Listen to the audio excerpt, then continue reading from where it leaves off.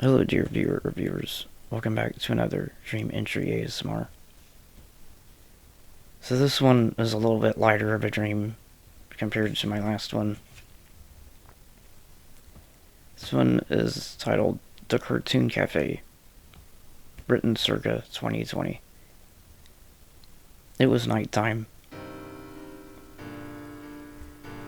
Or at least I think it was. I was walking through the alleyways of a city. I remember going into a cafe, a restaurant. I sat at a booth, the waitress asking what I was ordering. I ordered an iced tea and what seemed like a burger. After a while, a lady came up and sat directly across from me. I had never seen her before, but I seemed to know her. I said hello, and she said hi back. Hesitantly, I asked her what she wanted. The waitress came back, and she ordered her food. She stayed silent till her food got to the table. Still confused, I tried asking her some questions, but her expression turned to concern before grabbing my hands and studying it.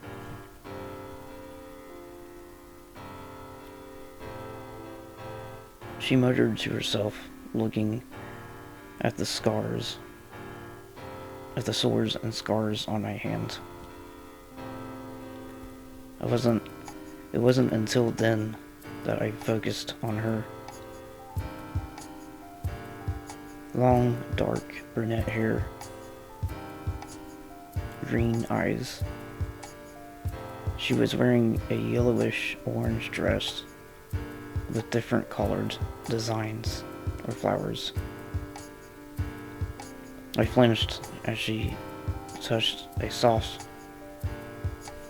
a soft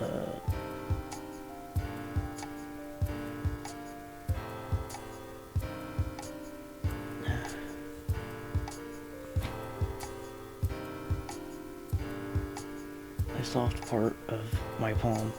I can't read that word. She looked up at me as if broken by her trance. She said she was sorry. She asked me how I got the wounds. I told her they were from an accident. She asked me if I was in pain. I told her yes, but more mentally anymore. She looked at me smiling, said I'll see you later, hopefully, and then got up and walked back into what seems like a dark hallway in the back of the restaurant.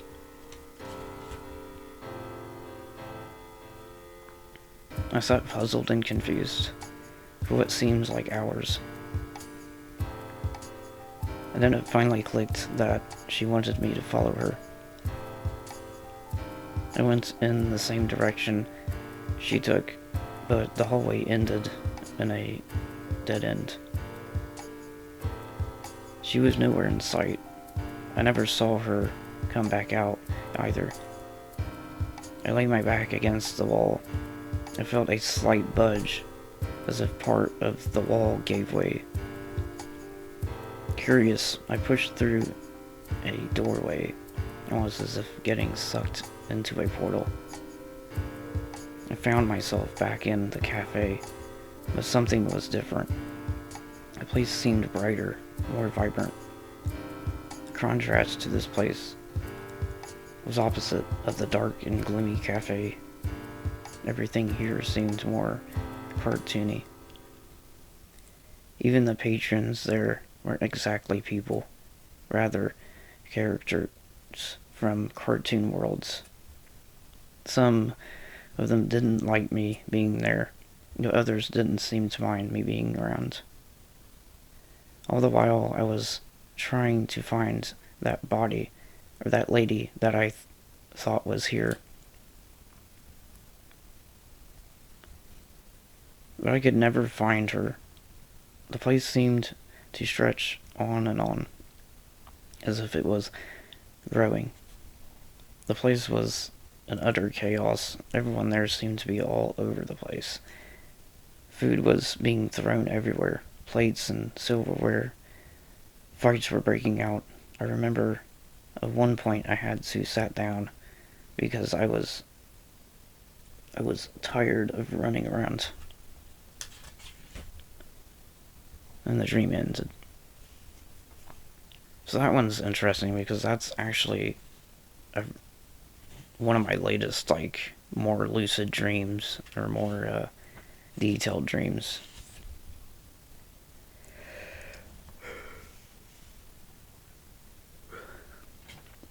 And it's fascinating because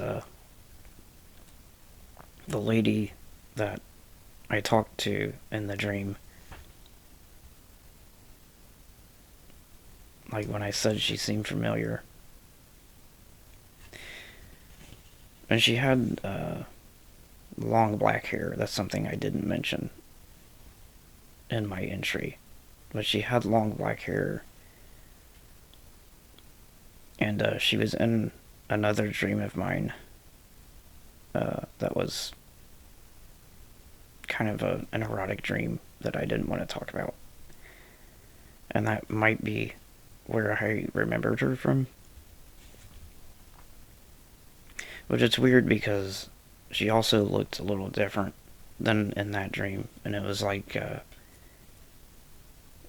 she had like certain little things that were different about her, but I could still find her familiar, or find, know that it was her. And I've noticed in certain dreams, not very many, but certain dreams, she'll come to me.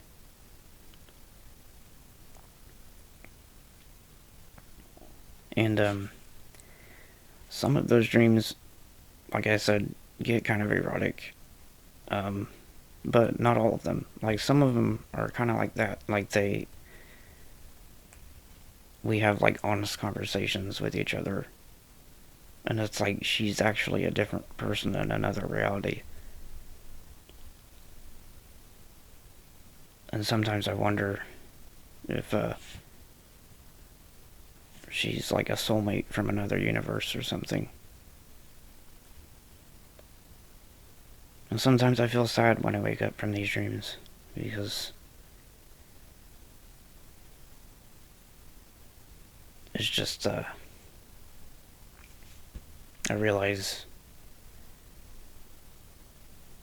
I'm still, single, and or the times when I am single in my life, which is 90% of the time, I realize that this person doesn't exist in my world. And I realize that I know that dreams are a figment of one's imagination, and that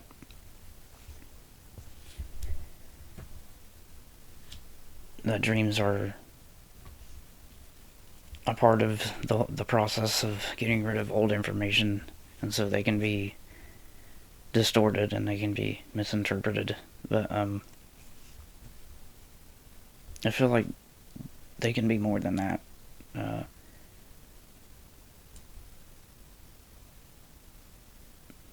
Because why else? I mean, I understand the process, like the whole scientific process of the mind getting rid of old information, and that's how dreams come about. Dreams are part of that process, and that's what results full detailed lucid dreams or hallucinations at night while you're sleeping. But what's fascinating about the whole dreaming process, even about sleep itself, is that when one goes to sleep, the body goes into a state of paralysis. And the scientific term for that is so that one doesn't act out their dreams. Because obviously it'd be dangerous. You'd be getting up in the middle of the night, and who knows? Like, and there are people that sleepwalk. Like, there's no phenomena of people who sleepwalk and they actually do injure themselves, or they'll go out and they'll put harm to themselves or somebody else. But those are rare cases. And like 90% of the time, a person is put, their body puts them into a state of paralysis during the dream, during the time in which they sleep. Even in deeper states of sleep, all throughout the whole entire sleep period until they wake up, they're in that state of paralysis. And that also explains sleep paralysis itself. When one wakes up in the middle of a dream, but their body doesn't wake up. And so they're awake, but they're not really awake. Their body is still asleep, but their mind's awake. And so you're still getting auditory and even, some hallucinations, but you're awake in your room, but you can't move. And I've had those kind of dreams plenty of times in my life.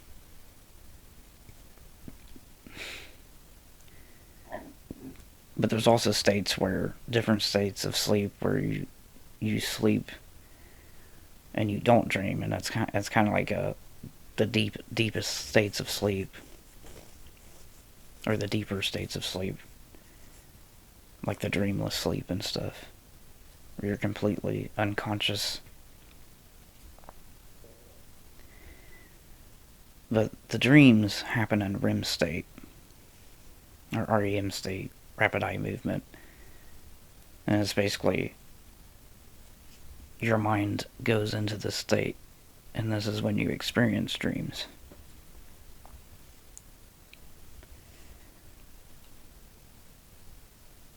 And your mind is going through the process of getting rid of old information around this time.